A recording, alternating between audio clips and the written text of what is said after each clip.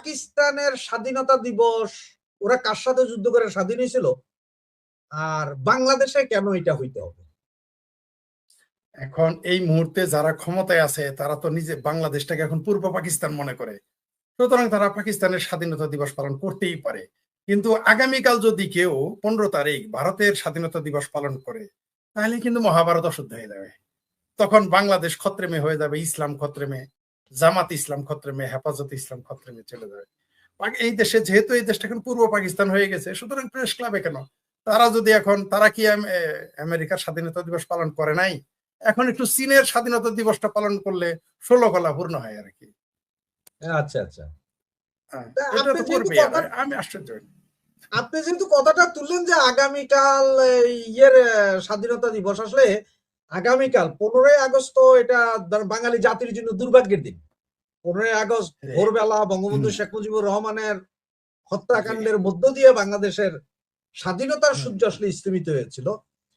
তো সেখানে আগামীকাল বিএনপি সারা দেশে খালেদা জিয়ার জন্মবার্ষিকী প্রতারণার মামলা হইতো। পৃথিবীতে যে কোনো দেশে এফিডেভিট করে একটা বদলাইতে পারেন যে আমার ভুল হয়েছিল, তখন মনে ছিল না, কিন্তু সরকারি চাকরিতে কিন্তু এফিডেভিট চলে না, মানে অরিজিনাল সরকারি চাকরিতে, এটা তো জানেন, হ্যাঁ চলে না এফিডেভিট। তো তারপরেও ধরে নিলাম একবার ভুল হইতে পারে, কিন্তু একটা মানুষের 5 বার ভুল হয় কোনোদিন, তাহলে সেই পুরনো গল্প কয় মিছা কথা কবি কবি গপ্প করবি করবি, মিছা কথা কসকে মিছা কথা না কইলে গপ্প হইলো।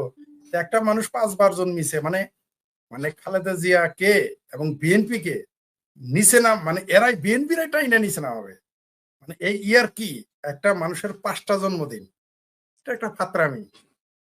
বাংলাদেশের প্রেক্ষিতে যদি ওই দিন ধরে নিলাম খালেদা জিয়ার জন্মদিন, তারপরে সেই দিন কিন্তু যদি তারা মানে সুসভ্য হইতো, সুশিক্ষিত হইতো, সেই দিন তারা হয়তো সাদামাটা ভাবে পালন করতো, অথবা পালন করতোই না, যে আমরা এই দেশের স্বাধীনতার স্থপতির আদর্শকে, তার সম্মানে আমরা এই জন্মদিন পালন করব না, যদি এটা সত্য হইতো। এটা তো বদমাইশি করেছে যে 95 সালের পরের থেকে শুরু করছে, আগে তো কোনোদিন আমরা শুনি নাই যে তার 5ই আগস্ট জন্ম তারিখ, আমি তো দেখি নাই কোনোদিন। আপনি কি 91 সালে খালেদা জিয়ার 5ই আগস্ট জন্মদিন পালন হইতে দেখছেন? না। তাহলে তো বুঝাই যায় এগুলা কারা করছে, কেন করছে। তবে এগুলো তারা তো করবেই। তারা প্রথমে আপনার পাকিস্তান দিবস পালন করলো, তার জিন্নার জন্মবার্ষিকী পালন করলো, তারপরে জিন্নার মৃত্যুবার্ষিকী পালন করবে, তারপরে এখন পাকিস্তান দিবস পালন করবে। খালেদা জিয়ার এদের জন্য তো 15 তারিখ এদের জন্য ঈদ, জন্মদিন, একটা তো বাহানা লাগবে। তো খালেদা জিয়ার নাম নিয়ে শুরু করে দিল, সমস্যা কি? তবে এটা করার মাধ্যমে প্রমাণ করে দিল যে এই বাংলাদেশটা পূর্ব পাকিস্তানি হয়ে আছে। না, তাহলে ওনার যে 15 তারিখে ওনার জন্মদিন, আমিও মাইনা নিলাম যে 15ই আগস্ট ওনার জন্মদিন, তাহলে উনি যে প্রধানমন্ত্রী হওয়ার সময় শপথের সময় যে তারিখটা দিয়েছিলেন সেটা যদি মিথ্যা হয়, তাহলে তো ওনার শপথ ভঙ্গ করলেন উনি। উনি তো প্রধানমন্ত্রী থাকতে পারেন না। পুরাই 420 কেস। বাংলাদেশের যদি কোনো সরকারি চাকরিজীবী এরকম করতো, এতক্ষণ তার চাকরি চলে যেত, তার জেল হইতো 420 হওয়ার দায়। আর নেতারা এটা করলে লজ্জায় তার মাথা হেঁটে হয়ে যাওয়ার কথা, জাতির কাছে ক্ষমা চাওয়ার কথা, যে আমি জাতির সাথে জন্ম তারিখ নিয়ে বাটপারি করেছি, মাপ চাওয়ার দরকার।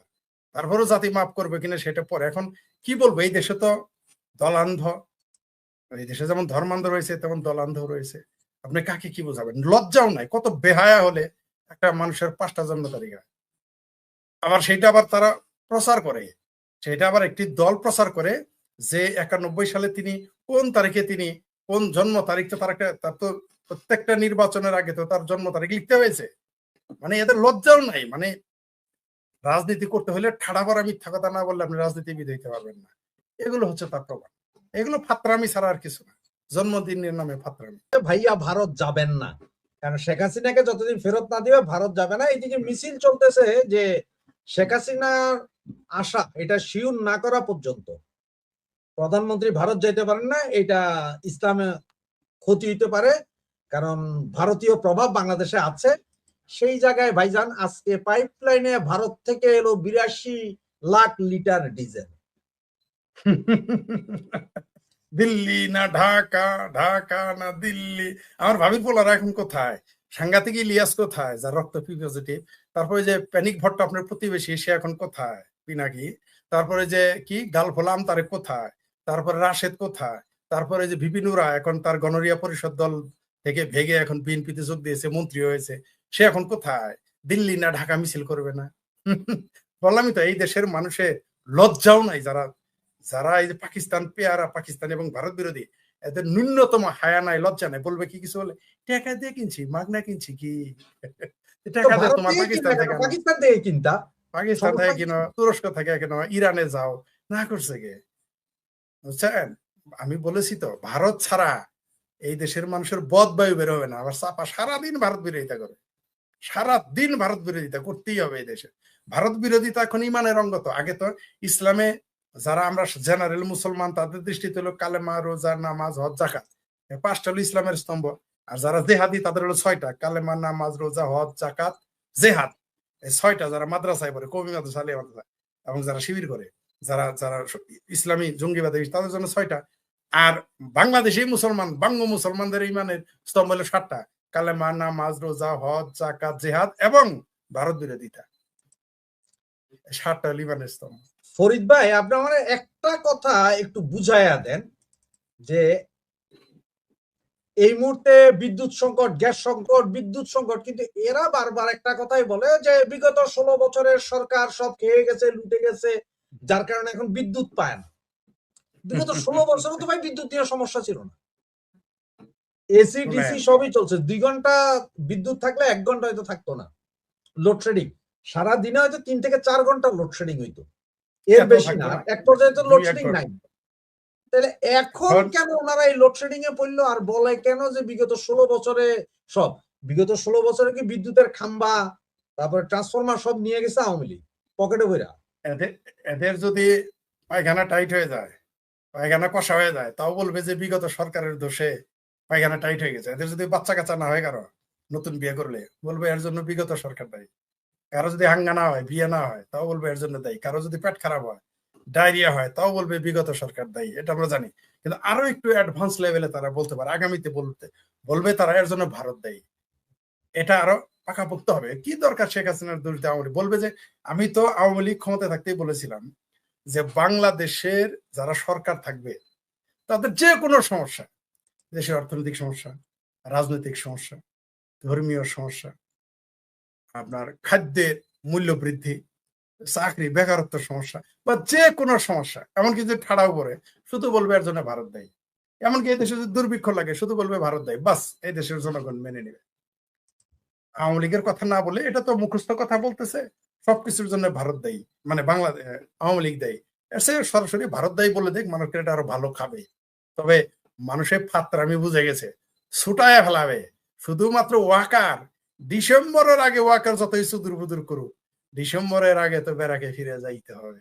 তখন দেখবেন পাবলিক এই সমস্ত ফাত্রামি কথায়, জ্বালানি মন্ত্রী, বিদ্যুৎ মন্ত্রী ফাত্রামি, যে কারেন্টের পল্লী বিদ্যুতের লাইন একটু লম্বা থাকে। তখন আমরা 1 বছর আগে বলছিলাম যে এই দেশের অর্থনীতি কলাপস করবে, তখন আমাদের ভারতের দালাল, শেখ হাসিনার দালাল, রয়ের দালাল, হিন্দুর দালাল, বিজেপির দালাল, ইহুদির দালাল কত কথাই না বলিল। এখন না আমাদের কথাই না বিদ্যুৎ মন্ত্রী বলতেছে। এই কথাগুলোই তো আমরা বলছি। এখন এটাও কি, এখন বলবে যে এটাও শেখ হাসিনার দোষ, এটাও আওয়ামী লীগের দোষ, এটাও ভারতের দোষ, বললে চালায় দেখ, সমস্যা নাই। সবই দোষ এখন নন্দগোল, সবই দোষ এখন। বললামই তো, মক্কাতে যদি ঠাড়া পড়ে, তাও এরা বলবে যে আওয়ামী লীগের দোষ। ইরাকে যদি ঠাড়া পড়ে, বলবে আওয়ামী লীগের দোষ। মোটামুটি বিএনপির, জামাত, হেফাজত, ভাবির পোলাদের যদি আত্মীয় স্বজনের বিয়ে শাদী না হয়, তাও বলবে এটা আওয়ামী লীগের দোষ। মানে আপনি এখন যা কিছু করতে, ফজর নামাজ যদি কাজ হয়, তা বলবেন আওয়ামী লীগের দোষ। কোনো সমস্যা নেই। মোটামুটি কবরের আযাবে গিয়ে এই মুহূর্তে যদি বিএনপি, জামাত, হেফাজত, চরমনাই পীর, চামড়া পীর, চামড়া ছাড়া পীর সহ আমার ভাবির পোলাদের আত্মীয় স্বজন যদি মারা যায়, কবরে গেলেও বলবে না যে মান রাব্বুকা, মান দিনুকা, মান নবিউকা। এটা ইসলামের পরিভাষায় 3টা প্রশ্ন, আর উত্তর দিবে আওয়ামী লীগ। মান দিনুকা, আওয়ামী লীগের দোষ। মান নবিউকা, আওয়ামী লীগের দোষ। মান রাব্বুকা, আওয়ামী লীগের দোষ। বলছে তোর তো তুই নামাজ পড়স নাকি, আওয়ামী লীগের দোষ। তুই হজ করস নাকি, আওয়ামী লীগের দোষ। তুই পাপ করছস কে, আওয়ামী লীগের দোষ। তুই আগাম কুকাম করছস কে, তুই ব্যভিচারী করছস কে, তত দুজন কি শেখ হাসিনার দোষ। কবরে আযাবে গিয়ে তারা এগুলোই বলবে। নিশ্চিত থাকেন, কবরে গিয়ে এগুলো বলবে। এক ভাই কমেন্টস লেখছে, আবারও বন্ধ হলো বড়পুকুরিয়ার বিদ্যুৎ কেন্দ্রে 1 নং ইউনিট। জি জি, এটা বন্ধ হলো, এটা কবে নাগাদ ঠিক হবে তাও জানে না। এরা তো ইসলামের এদের তো ইমানের অঙ্গই তো এটা, ভারত বিরোধী তো করতেই হবে, না তো হবে কি, উপায় নেই তো তাদের, কারণ এদের পুঁজি তো ভারত বিরোধী। কিন্তু ভারত থেকে 8 লাখ লিটার যে তেল আনলো, এটা আমার খুব ভালো লাগতেছে আমার এই 82 লাখ, ভাবির পোলা। 82 লাখ। জি, 82 লিটার তেল এই আনলো, এটা আমার খুব ভালো লাগতেছে আমার ভাবির পোলার। বলেছি তো যে আমেরিকার সাথে পাঙ্গা নিলে বাংলাদেশ 3 বেলার জায়গায় 2 বেলা খেতে পারবে, মধ্যপ্রাচ্যের সাথে পাঙ্গা নিলে 3 বেলার জায়গায় 1 বেলা খেয়ে বাঁচতে পারবে। ভারতের সাথে পাঙ্গা নিলে এই বাংলাদেশের বাঙ্গু পাঙ্গু ভাঙ্গুরা যতই চাপা মারুক চিঙ্গুবাম, আর যতই বিএনপি জামাত হেফাজত ভাবির পোলারা চামড়া নাই পীর চামড়া সারে যতই ফালুর ফুলুর করুক, একেবারে না খাই মারা যাবে ভারতের সাথে চাপা মারলে। 82 লাখ ফেরত দেখ না, লজ্জাও করে না এদের। এই যে ভারত ছাড়া চলে না, আবার ভারত বিরোধিতা, মানে এদের হায়া বলতে কিচ্ছু নাই এই ভাবির পোলাদের। জামাত হেফাজত, এই ন্যাশনাল কটকটি পার্টি, এই যে বাংলাদেশের যে ভাবির পোলা যারা আছে, জুলাই সন্ত্রাসী, এদের হায়া বলতে কিচ্ছু নাই। কেন এটা যায় বলতে পারো, সেটার মুহূর্তে যদি কোলায়, তাহলে সার্ভিস মলমের যায় বলেন যে 82 লাখ লিটার তেল নিমু না ভারত থেকে, এটা বলার মুহূর্ত দেখি ওর কত আছে। ও তো দূরের কথা, ওর মায়ের ভাতারের হবে না, তারেক রহমানের ক্ষমতা নাই ফরিদ ভাই, এটা বলার। এইটা তো অকল্পনীয় হইতেছে। আপনি কথা বলতেছেন একের পর এক। আমরা যতজনেই বলছি আমাদের রয়ের দালাল বলছে, রয়ের দালাল, সর্বনাশ। ভারতের দালাল, ইহুদির দালাল, কত কিছুই বলছে। এখন এই জাতিসংঘের এই রিপোর্ট, এটা 17 এবং 18 পাতা, মানে পুরো রিপোর্টের মধ্যে 2 পাতা শুধু বাংলাদেশ নিয়েই আছে। জি, এখন এইটা কি বুঝেন? এবং এই যে বোমাগুলা ফুটতেছে একের পর এক বাংলাদেশে বিভিন্ন জায়গায়, বরং এই রিপোর্টটা দেরি করে দিয়েছে। আমরা কে না জানে বাংলাদেশে যে বাংলাদেশে একটা জঙ্গিবাদের আখড়া হয়ে গেছে এখন। বিশেষ করে 2024-এর 5ই আগস্টের পরে পুরো বাংলাদেশটা, ওই যে সজীব অজের জয় তিনি বলেছেন, সরকারের, আমাদের বাংলাদেশ সরকারের উপদেষ্টা ছিলেন, তিনি বলেছেন যে বাংলাদেশটা পূর্ব পাকিস্তান হয়ে গেছে, বাংলাদেশটা জঙ্গিবাদে ভরপুর। শুধু পূর্ব পাকিস্তান না, ওটা তো হয়েছেই, ওটা তো হয়েছেই। এবং বাংলাদেশ এই মুহূর্তে ইসলামী জঙ্গিবাদে গিজ করে। ঢাকা বিশ্ববিদ্যালয়ে ইসলামী জঙ্গিবাদ আছে, প্রাইভেট বিশ্ববিদ্যালয়গুলোতে ইসলামী জঙ্গিবাদ আছে, মাদ্রাসার মধ্যে আর সীমাবদ্ধ নাই। এগুলো আমরাও বলেছি, আমরা বললে কেউ পাত্তা দেয় নাই, আমরা বললে কেউ গুরুত্বই দেয় নাই। তো এখন তো তাদের দাদারা বলছে সেটা না করুক, না করছে, প্রতিবাদ করেছে, মুরদে কোলাইছে। এবং এইখানে এই বাংলাদেশকে কেন্দ্র করে দক্ষিণ এশিয়াকে অস্থিতিশীল করার জন্য পাকিস্তান তুরস্ক উঠে পড়ে লেগেছে, উন্মাদ হয়ে গেছে। এটা তো নতুন কিছু না, এটা তাদের পুরনো পলিসি। কারণ এই বাংলাদেশ যদি ভালো থাকে তাহলে তো পাকিস্তান প্রতিষ্ঠা ভুল হয়ে যায়। কারণ 1971-এ প্রমাণ হয়ে গেছে যে 47-এর চেতনা একটা ফালতু বিষয়। 47-এর যে তথাকথিত দ্বিজাতি তত্ত্ব, এটা ব্যর্থ হয়েছে 1971 সালে। তারপরে আবার এখানেই তো শুধু ক্ষান্ত না, তারপরে আবার পাকিস্তানের সংসদে দাঁড়িয়ে পাকিস্তানের প্রধানমন্ত্রীর সামনে পুরো সংসদে তার বিরোধী দল বলে হামে সিঙ্গাপুর নেহি হামে বাংলাদেশ বানা দো। তো এই যে গজব বেজ্জতি, এটা তো পাকিস্তানের সহ্য হইতেছে না। তার জন্য তো 2024-এর জুলাই সন্ত্রাস ঘটিয়েছে। বাংলাদেশকে অর্থনৈতিকভাবে, রাজনৈতিকভাবে, গণতান্ত্রিক ব্যবস্থা ধ্বংস করার জন্যই তো পরিকল্পিতভাবে শেখ হাসিনা সরকারকে উচ্ছেদ ঘটানো হয়েছে, এটা তো পরিষ্কার। তো তারপরে তারা 2024-এর 5ই আগস্ট থেকে এখন পর্যন্ত কারা ক্ষমতায়, তারা কারা?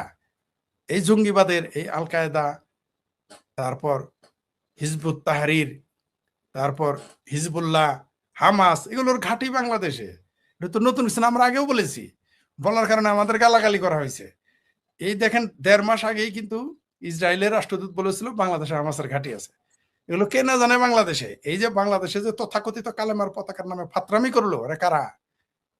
আমরা কত সতর্ক করলাম, আমাদের উল্টা ইসলামের শত্রু, ইসলামোফোবিক, ইসলামের দুশ্মন, মুসলমানের দুশ্মন, নবীর দুশ্মন বানাই হলো। এরা কারা? এরা কারা? আমরা এত সতর্ক করলাম, এরা মানতে রাজি না, উল্টা আমাদের গালি। এখন বুঝুক কেমন লাগে।